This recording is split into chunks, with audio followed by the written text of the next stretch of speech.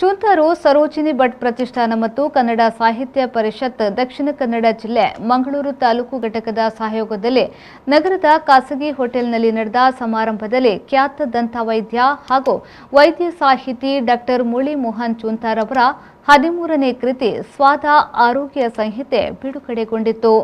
ಕೃತಿಯನ್ನ ಖ್ಯಾತ ಹಾಸ್ಯ ಲೇಖಕಿ ಭುವನೇಶ್ವರಿ ಹೆಗಡೆಯವರು ಬಿಡುಗಡೆಗೊಳಿಸಿದ್ರು.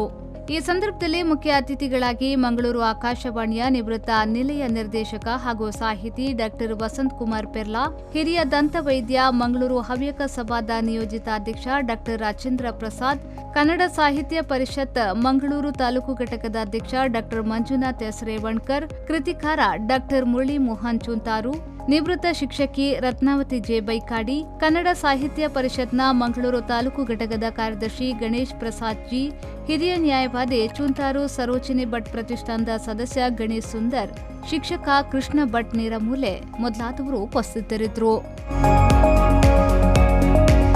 ಬ್ಯೂರೋ ರಿಪೋರ್ಟ್ ವಿ4 ನ್ಯೂಸ್ ಮಂಗಳೂರು.